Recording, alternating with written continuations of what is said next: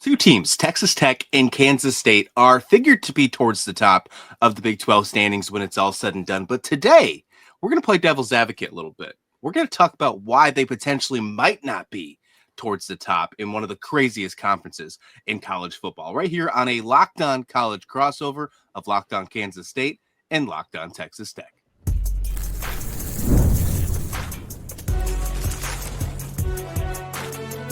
You are Locked On College Crossover, part of the Locked On Podcast Network. Your team every day. Yes, welcome on into this Locked On College crossover of Locked On Kansas State and Locked On Texas Tech. Chris Level here with Christian Rao. We are bringing you in a great episode for you today.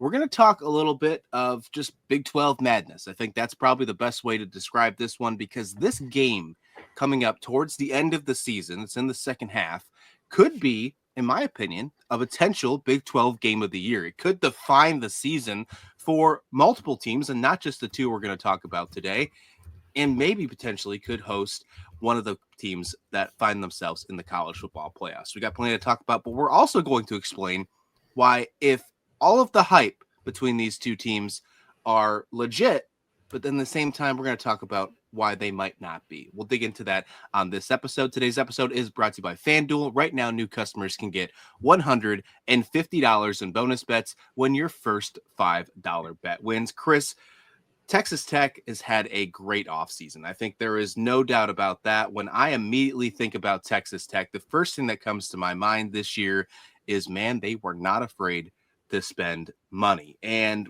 what that means, does that mean that they bring in a huge transfer portal class? Does that mean that they bought the talent into it? And without being disrespectful to this kind of conversation, did they bring enough in to win the football games that are needed to win this conference? Yeah, Christian, I think they tried to take advantage of the rules that were in place prior to the House settlement. And yeah, they may have invested more than some, and I don't know if they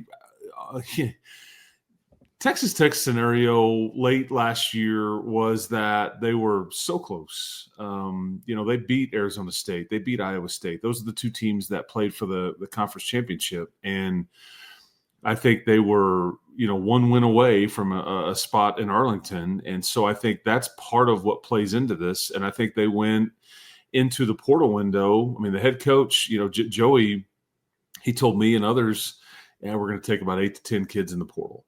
That was their plan. Maybe one or two more, depending on. But I think as they got into it, I think his comment to me was, we just couldn't turn down the production. And then you had donors going, so this is what we can get? Yeah, let's keep going. And so they did. And I think they tried to pretty much address every single position on their team. And in fact, they did. They addressed every single aspect of their team with production or age, experience, and all that stuff, other than interior linebacker. Everything else was touched in some form or fashion. And the bulk of the, you ask about, like, did they get enough to win the games that they need to? The bulk of this attention, half of this class are linemen. The portal class. It's you're talking 2 to 3 new starters on the offensive line, 4 starters on the defensive line. Like, totally just like, this is our new defensive line. And so some of the guys that would have started that were internal are now going to be like top backups, or were slightly injured and are going to be brought back. But anyways, so the depth up front on both sides, because this is why they weren't good enough to make it to the Big 12 title game last year. They just weren't good enough up front on either side of the ball. So that's really, so we'll see. This doesn't guarantee you anything. I have no way of knowing if they've gotten enough, but they've protected themselves because of injury and all those things. So, in Kansas State, they dabbled in the portal as well. I know there's a familiar face that Red Raider fans will know in Jerron Bradley. But you tell me kind of what their portal class was like, or their intentions, or kind of what they ended up with. Yeah, I mean, both teams you and I both finished 8-4. I guess 8-5 for you this past season. But when you look at the transfer portal, what the biggest thing that I took away from it was, you had a bowl game against Rutgers. You thought that you were gonna have a hard time finding momentum because you started so strong. And I'll get to you. I'm guessing for you it was the TCU game where you were just like, man, I really wish we would have had that one last season between Texas Tech and TCU. You guys lost by a point last year. For us, the game against Houston, the wheels fell off, and that's where it really started to change shape. And it was really tough time for us to find momentum. But that was not the case. It really, this offseason, retention was a huge asset for Kansas State. They kept the players that they really needed, and then they added some very good players, in my opinion. And much like you, a lot of players in this portal class that you get to pay attention to and that probably will have an immediate impact is going to be on that offensive line as well. And Kansas State's been known to have a great offensive line in the past. And now they're going to have a new offensive line coach here. And I think he's doing an absolutely good job, at least so far on the recruiting side. I want to get into that in just a minute because he's in your neck of the woods doing some work. But I like some of the offensive lines that they've brought in. I like that the Terrence Enos of Pittsburgh. I really like what he brings. He's got some size. He's exciting. JB Nelson, honorable mention, all Big Ten honorable mention from Penn State, who arguably Penn State has been cooking some of the best offensive lines in the country over the past few seasons. He just kind of got worked out of a spot. Doesn't mean that talent level's anywhere. I think he's an NFL caliber type lineman, and he falls in the lap of Kansas State and Manhattan. And he's probably going to be starting right guard week 0 against Iowa State in Dublin. So a lot of exciting things there. But yeah, you mentioned Jared Bradley, former Texas Tech wide receiver, played at Boston College last year, didn't have the type of production that he was hoping to have last year. There was some rumors that potentially he was either injured or there was some sickness issues going on. But what have we've heard from in the spring about Bradley and about his size and just his motor? I'm quite excited about what this offense could look like for Kansas State this season. You mentioned Dublin, not to switch this conversation up, but this is wildly fascinating to me. You guys I know you and Nick that does Locked On Iowa State have had various conversations. This is a wild scenario to me from the outside looking in. This is a massive game. Oh yeah. Take me through, like, it is, because it's before anybody gets going, and it's somebody's going to have, you could argue, one of their biggest wins of the year, and then somebody's going to be like, oh golly, but we still got the whole season left to go, so we got to, do you like this? Do you and how did it come to be? Was this? I know there's money attached to enticing these two institutions from the sponsor, and then the Big 12 is kind of involved. I think TCU's doing this next year, playing North Carolina over in Ireland, which is a non-conference game, which I think is a bit different. But take me through just that dynamic with your fan base. Are they embracing this? Are they like, this is not, I mean, I don't know. I'll quit talking, but you kind of go over that scenario real quick with me. Well, I think it does tie in and correlates to actually our game November 1st as well, because you're right. If you don't get a hot start in week 0, which is crazy to think about. When I think week 0, I think like UNLV and Hawaii are playing. I don't think that you're getting Iowa State and Kansas State right off the bat. If you don't get the start off strong here, the wheels could fall off immediately. Before anybody else even gets a chance to play football, you already could be 0-1. And then heading into a tough Big 12 conference this year, by the time you get to Texas Tech on November 1st, there's a potential that you could already have 2 losses on the docket, and you're battling for the chance of maybe potentially being out of the conversation for the Big 12 standings. I mean, there was a 4-way tie last year for 2 lost teams in the conference. That's basically how it shaped up. So I think it's a huge deal. The way it got there, I'm assuming it was money. I'm assuming that was a big deal. Obviously, the Big 12 making a big push. We've seen a couple of conference games in the past there.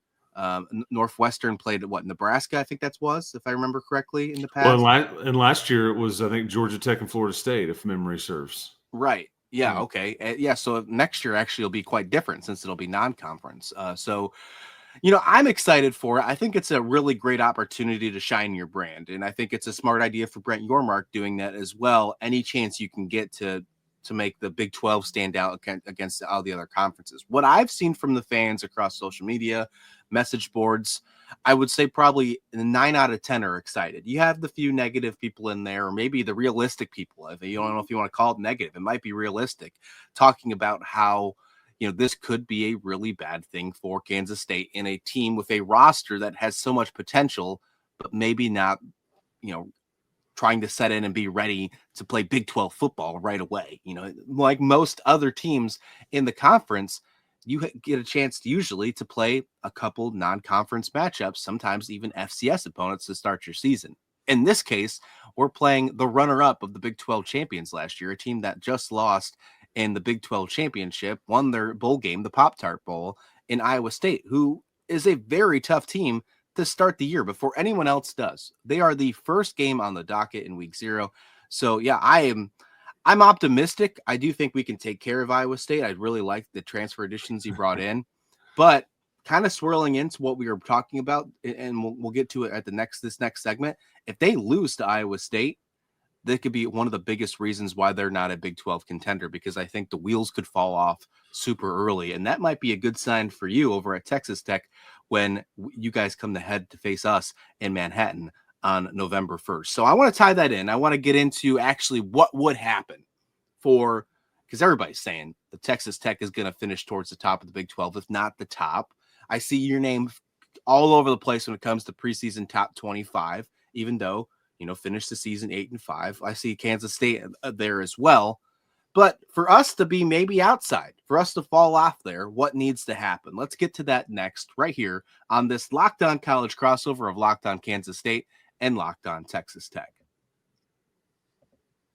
But first, Chris, we got to talk about FanDuel. That's today's sponsor. Summer sports are in full swing, and whether you're about baseball, under the lights, golfing on the green. I mean, golf's got to be nice in the state of Texas right now. High stakes soccer action. FanDuel is the best way to get in the game. It's more exciting. If you're already following the action, why not make it a little more thrilling? With FanDuel, you can get in on the game while your friends are getting sunburned on the beach. I've been using FanDuel to track my favorite matchups, and the app keeps it fresh with new daily promotions and a fun way to bet. I mean, I have been getting really into golf, not actually outside doing it. I probably should, but watching it on TV, the PGA right now, it's been very exciting to watch. And I can't say that I've ever said that in my life. That might be the first time I've said PGA golf exciting in one sentence. So FanDuel's been helping me be really excited with that, picking like the top 5, top 10s. Pretty fun stuff. Whether I'm placing the same game parlay, watching a bet ride into the 9th inning for baseball, Paul Skeens of the Pirates has been super fun to watch for me as well. FanDuel makes it feel like I'm part of the action. And they got this awesome deal, Chris. I mean, the interface is exciting. The app, I think, is so fresh. And if you're new to FanDuel, new customers can bet just $5 and get $150 in bonus bets if your first bet wins. So are you a baseball fan? Who's the team you're riding with? Yeah, Rangers. I grew up in the Metroplex, Dallas-Fort Worth area. So, yeah, semi-struggling a little bit, but hopefully they can get it turned around, maybe make a trade at the trade deadline. Yeah, the trade deadline is going to be absolutely wild. Yeah. And you can check that out, all that good stuff with FanDuel. See if they can hit their their win totals. That might be an interesting one because I think that line might shift once those trade deadlines are done. So open the FanDuel app today or visit FanDuel.com to get started. Again, $5 bet will get you $100, $150 in bonus bets. That's FanDuel.com. Christian Rao here with Chris Level in this Locked On College crossover. And look, everybody likes to talk about these teams being towards the top of the Big 12. I have been talking about it this entire offseason. I truly believe that Kansas State is a contender. I think there's a couple other Big 12 teams also in the mix. I think this is going to be a really exciting season for the conference. And look, if anything of last year explained to us when it came to the Big 12 media polls, Arizona State was predicted to finish last, and they won the whole dang thing. Well, they're not going to have a Big 12 media poll this year. They're decided they're going to go away with that, maybe because of that reason, because of the fact that the media was completely doubted. They picked them last, and they proved them wrong. What's your thoughts about that? What's your thoughts about the Big 12 media poll going away for the preseason poll? Yeah, and I don't know if we'll ever I don't know if you'll ever see a team in these power, I guess what is now the Power 4, like a team picked to finish last win it. I don't know if you'll ever see that again. That may be a unicorn scenario. Okay, so no media poll. I've been around this league since, or covering it in some form or fashion since 2002, I guess, and gone to media days, a dozen times and all that stuff. I always found it interesting that the preseason media poll, you would get like 68 votes one year. The next year it'd be like 110. Some years it'd be 80. Some years I wouldn't get the ballot, and you had to fax it in. It wasn't on it was very bizarre, process, the way that they put this together. And I think at some point most people just didn't participate. So I never thought that was a true view. Although it's the one that everybody points to, it's the one that we all reference, it's the one that coaches reference, it's the one that coaches are asked about. They're not asked where they're picked in Lindy's or Athlon's or by Phil Steele or by Andy Staples or, I don't know, insert writer or outlet here. That's not the one they're asked about. It's like, hey, preseason media poll, because it's this supposed consensus. So I don't have a problem with them saying, hey, we're just going to punt. We're not doing this anymore. But if they were going to keep doing it, I wish that the process would have been better. The ballot would have gotten in more hands. There would have been more like an electronic way to do it. It would have just been in more inclusive to where you had a real feel for what people thought. I am always fascinated by the coaches, the way they vote, because I think that's an interesting that they know, and they're not allowed to vote for their own team and all that stuff. So that one's an interesting one.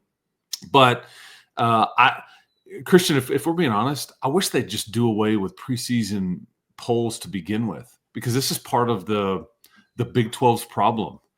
Like, you're starting out the season in almost every year with one arm tied behind your back because the USA Today and the AP, if you're not already inserted, into certain spots, or your teams, like BYU is a prime example from last year. We're talking about Arizona State, but BYU is a prime example from last year. They kind of came out of nowhere. They had this monster year, and they didn't win the Big 12, so they didn't control their own scenario, but they had 11 wins. But I think a lot of people were just kind of had their mind made up and going, we thought they weren't going to be very good this year, so we're really just not. They just had so much to overcome, and I think that's a problem for this league, because you're sitting here hoping that you're going to be as high ranked as possible in the real preseason poll. But as far as the Big 12 poll, I don't necessarily have an issue with it because of the reasons I stated, because I just don't know if it was a true read on what everybody truly thought, and not everybody was participating, which, it was frustrating. Yeah, you're right. And you talk about, it's what everybody talks about. I can remember, right? Like, as we talk about, Arizona State is like the huge narrative for the conference, how they finished last in the preseason poll, but won the entire Big 12. 2022, when TCU went to the national championship game, this is when we had less teams in the conference, but they were projected to go, I think, to be seventh in that one. That's the year Kansas State won the Big 12, but TCU wound up getting their butts kicked by Georgia in the national championship game. So it's just wild to think of, what they have everybody projected to be. And then we talk about it all the time, but as you just mentioned, kind of opening up the door, it's very unscripted. It's very unorganized. So it makes a lot of sense why they might get rid of it. But here's my question now. We talk, your team every day. We're talking at least 5 days a week about your team. When these preseason stuff comes up, what are we going to talk about now if there's no preseason poll? Well, fair question.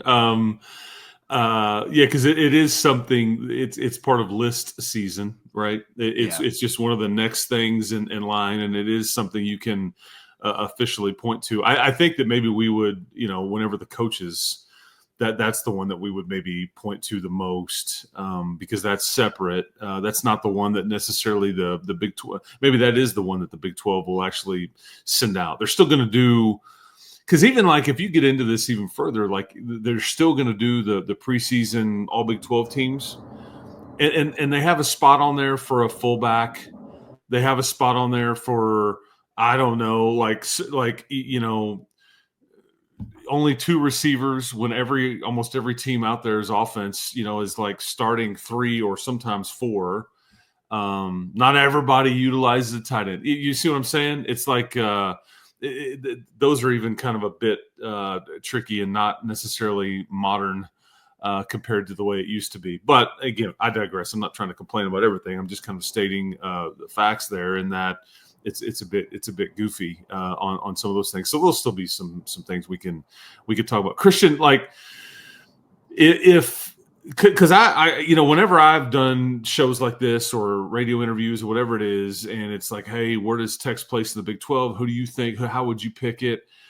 I'll just very, very transparent here. The Big 12 folks, the Locked On folks, we try to put together our own, and I think my poll that I had was, I think I had Arizona State 1, I think I had Kansas State 2, and I had Texas Tech 3. I have stated repeatedly, I think Arizona State deserves to be picked to win this thing. They won it. They have their quarterback back. They have a top wideout back in the country. Their entire coaching staff returns. A lot of those players do return.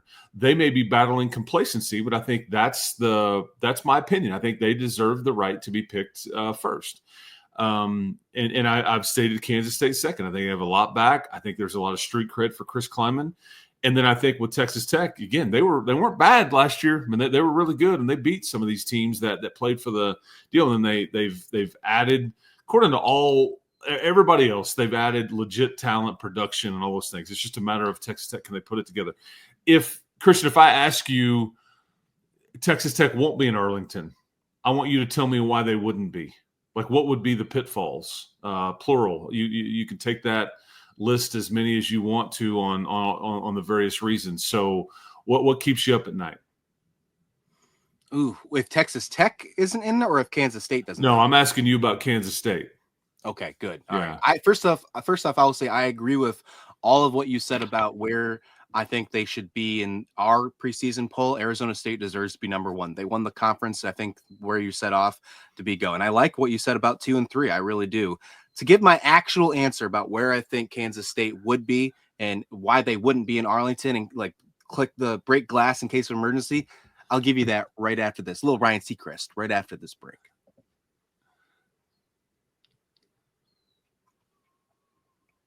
You know, when you watch American Idol back in the day and they were getting really excited about like who's going to get eliminated, and they give you right after. I just threw a little Ryan Seacrest at you. How about that? That's the first time I've done that on Locked On. Marking that off the bingo card there. Did not have that on there. But yeah, I was ready for it. Yeah. Okay. Why would Kansas State not make it to Arlington? That's the question that we're going to ask to finish up this segment here on the Locked On College crossover.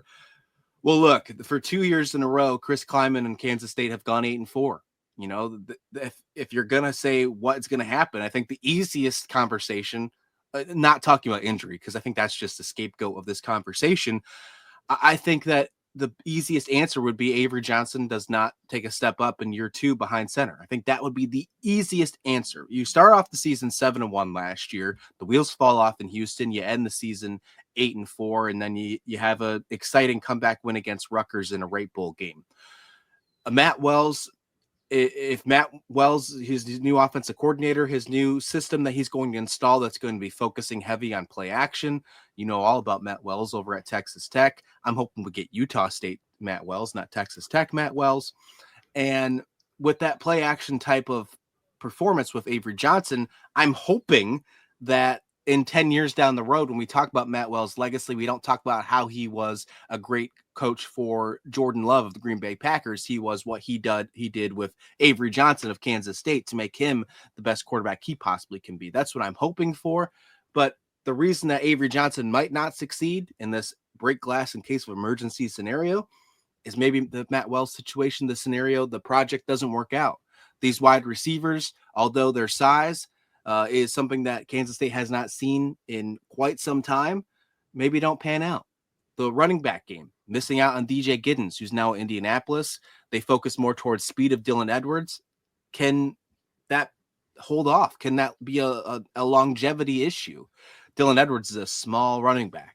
So again, I don't want to use injuries as a scapegoat, but you have to think, like, can he run 12 straight games as the running back 1 for this team with his size and stature? So I'm going to go with the offense. I think it's 100% the offense if they do not make it to Arlington. I feel comfortable enough with what they've added on the defensive side and the transfer portal, and honestly what they're bringing back. I think the secondary brought in a lot of great transfer pieces. I love our linebacking core. I think Austin Romaine is probably one of the most underrated players in the entire country, and they brought back some great defensive trenches as well.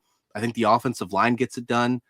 I just think it's the skill side of the offense that has to click. And if that doesn't happen, I mean, I think you could be looking easily at another 8-4 season, Chris.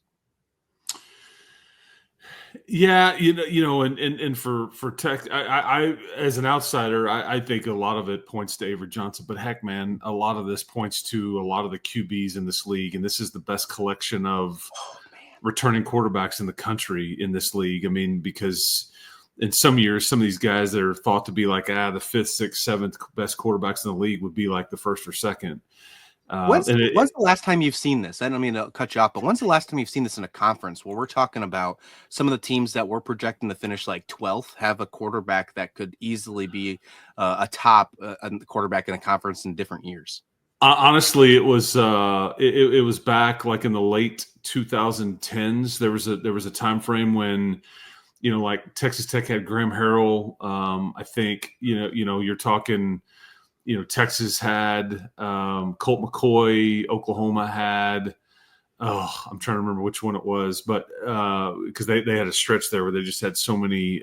These were draft picks, and like you could not even make the second or third team of the Big 12, and you could be like, statistically, like one of the best in the country. That's just kind of the way it worked. I think this year, it's that there could be a variety of draft picks coming out of just the Big 12 conference. I mean, I think people think Sam Leavitt could have a chance to be a pretty high end pick. And then there's some of the potential pieces.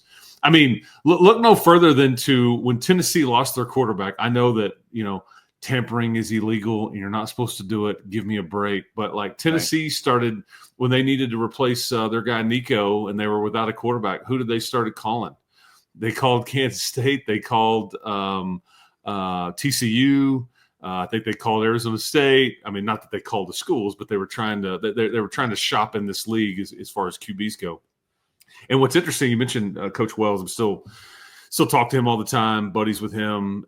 His brother Luke is now on that staff as well. And this is like the butterfly effect. It's just kind of fascinating. But like Matt Wells and his staff are the reason why Baron Morton is here. There are, I guess, because of that, they are the reason why Sawyer Robertson is not here. They made the choice. We want Baron Morton, and we're only taking one. Sawyer Robertson was right here in Lubbock, Texas, and he didn't have the best workout or workouts whenever they went to go look at him. I think they thought very highly of him, but they had to make a pick, and they picked Baron. And so Sawyer Robertson goes to Mississippi State. Now he's back in this league, and now obviously Matt's coaching Avery Johnson. So just kind of a butterfly effect a bit there. But as far as Texas Tech goes, like on reasons why they may not end up, can you take this many? And it's not like this isn't Colorado-esque because this isn't like 50 new players. This is basically 21 or 22. So I think some of that reasoning has been overstated. However, you're going to count on a lot of these new guys immediately. When adversity hits, what's it look like? Is it like, okay, we got a bunch of hired guns, or are they still willing to play hard for each other and play, and work toward a goal? Or do they check out? I mean, I don't know this. I think that's Joey and Barron and everybody's job that was here when all these pieces started coming in is get immediate buy-in. So that would be a part where, because at some point adversity is going to hit. I mean, like that's just the way this sport works. Nobody's rolling through this thing undefeated. I mean, I don't buy that. And I would say, Christian, that I think a 7-2 league record is the minimum you could have to get to Arlington, and that may not even be good enough based on tiebreakers. So it may require an 8-1 or a 9-0 conference record to ensure that you get to go. And so the chemistry, the culture, that part, it's an intangible that you can't really reach out and touch, but that would be a reason why. You mentioned like your new offensive line coach. I think that's been an underreported aspect of this Texas Tech team. You have 2 new coordinators, one of which was by your choosing. You replaced your defensive coordinator. You brought Shieldwood in from University of Houston. They had a top 25 defense at U of H last year. He brought a player with him, and it was bad here last year. I mean, they were ranked in the 120s, and yet they still almost made the Big 12 title game. So what if they tried out there a top 50 defense? What if they improve? What does that look like? But they also have a new offensive coordinator because their OC last year is now the new head coach at Florida Atlantic and Zach Kitley. So Mike Leftwich comes in. This is going to take some time. These schemes. What do you want from me? What's my role? I mean, all that kind of stuff. So those are the things that I think you can't really rush. You just, until you see it, it's a question. Until you kind of say, okay, I think we're starting to figure it out. Is that mid-September? Is that late October? I don't know when all of that clicks. So that would be some of the things that I think that would prohibit Texas Tech from not reaching their goals here. But I know the Iowa State game in Ireland. Texas Tech shows up in Manhattan on November 1. Yep. What other games, and where does the Tech game rank amongst your, like, if you're circling right now, this is where this is going to be decided, these 3 or 4 games. What are the other ones that are there? I would put Tech as 3. That's where I would put Tech as number 3 on the list for games that matter. And really it's just based on where it's where it's set in the schedule. Number 1 for me, I think, is Baylor. Actually, I think the Baylor game in Waco is going to be really tough for us in Kansas State. And then I'll put number 2 of the week 0 Iowa State game just because of where it's at. It's the opening game. If you don't start strong, it's going to be a tough one. So that's my top 3 teams of what Kansas State really needs to focus on there. The end of the season, though, is still really interesting for Kansas State's schedule as well. You got to go to Stillwater, and then right after that, you got to go to the Utes, both on the road. You can't tell me that both those teams are going to be as bad as they were last year. And then you finish the season against Colorado, which I potentially think that in week 12, we could be thinking about maybe a 5-6 Colorado team coming into Manhattan fighting for a potential bowl bid. So I think there's a lot of storylines with Kansas State's schedule that make me a little nervous. I'm not going to lie to you. Isn't this league fun? I mean, everybody looks at it as like, it's not that good of a league. The other leagues that puff their chests out, but you're making great arguments because it's, you mentioned Utah. Yeah, I guess 2 or 3 months ago when I'm looking at the schedule for Texas Tech, and I guess up until that point, it was always the Arizona State game in Tempe and the Kansas State game in Manhattan.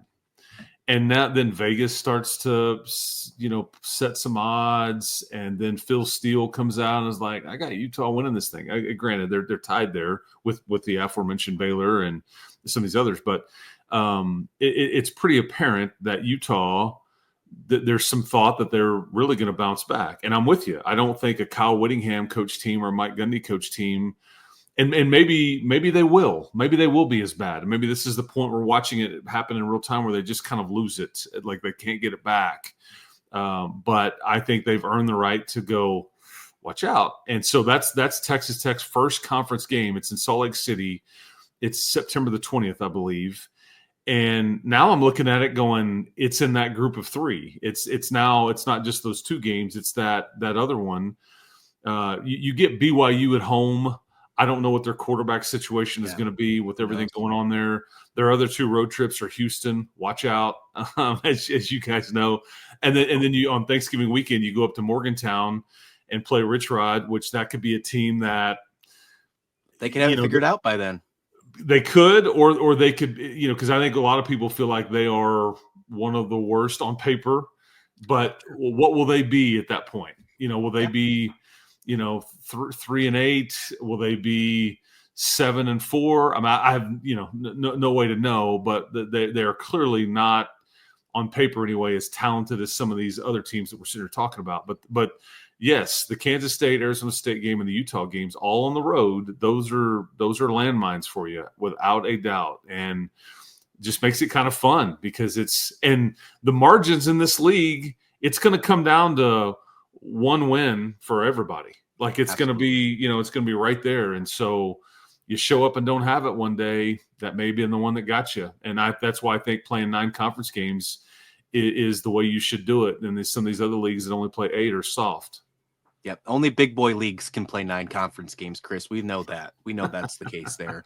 Look, I'm with you. I think that 2 losses in the conference might not get you to Arlington. I think 1 loss will probably guarantee you a spot there. But I would not be shocked in any way, shape, or form that if we have another one of those crazy 8-way tiebreaker conversation episodes the week before week 12, as we're going up to it like we did this last season. These teams have to win, and all the other 6 teams have to lose for you to get a chance to go fight for Dr. Pepper. Like, I can totally see that stuff happening once again. Chris, thanks for joining me on this Locked On College crossover. Where can everyone find you in Locked On Texas Tech and all your great work? Yeah, well, Casey Cowan and I do Locked On Texas Tech every day. We've worked with him for the last 3 years, and we both did radio at the same station for the last 17 years prior to that. So, yeah, we both live in Lubbock and enjoy it and eat this stuff up. Christian, and I'll say that you're just crushing it with what you do with Locked On Kansas State. Been a great addition. I know you've been at it for a bit, but it's been awesome to kind of watch you take that thing and kind of flourish with it. Tell Coach Wells that I said hello, and other than November 1st, go Wildcats, right? EMAW, right? I think is this. Right. Am I doing it right? Is that right? Yeah. Okay. Yeah. There you go. Oh, I forgot. I have to ask you this. A couple of my comments came in when I was talking about Texas Tech. Is there a bad luck feel about Tech coming to Manhattan? They have, and we'll talk about this like leading up to that game as it gets closer. Sure. When we do our normal thing. Yeah, they've only and Matt Wells has been a part of this, but for whatever reason, it just hasn't gone well for Texas Tech in Manhattan. No, it's a bugaboo. I think the last time that you've won up there, and granted, there's some of these years where you haven't played. I think it was like the Mike Leach era back in the mid to late 2000s. It may have been like the 08 season. I have to go back and look specific. It was around 07, 08. It's the last time you've won up there. And again, you're not playing there every year, but yeah, it's been a minute. But you've been in a lot of these games, and it's like a missed kick or an unfortunate, untimely penalty.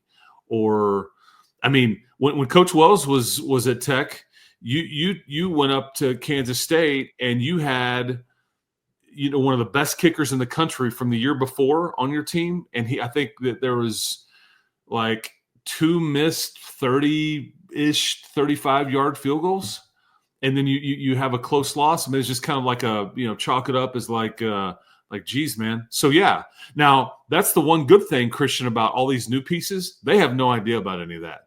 They don't. That's the one way I've argued that, like, some of these new pieces, they don't have any of that scar tissue. They don't have any of this, like, this program, that had anything to do with us, So I don't know, but that's clearly a thing, and it's something I will definitely talk about for sure, because you always have a hard time winning in Manhattan. Absolutely. We're going to have plenty to talk about. We could have made this episode an hour. Once November 1st rolls around, that week leading to, we're going to have to meet up again and get a closer kind of snapshot of where these two teams are, hopefully still battling for Big 12 championship contention. Please like the video. Please subscribe. And this has been a Locked On College crossover of Locked On Kansas State and Locked On Texas Tech.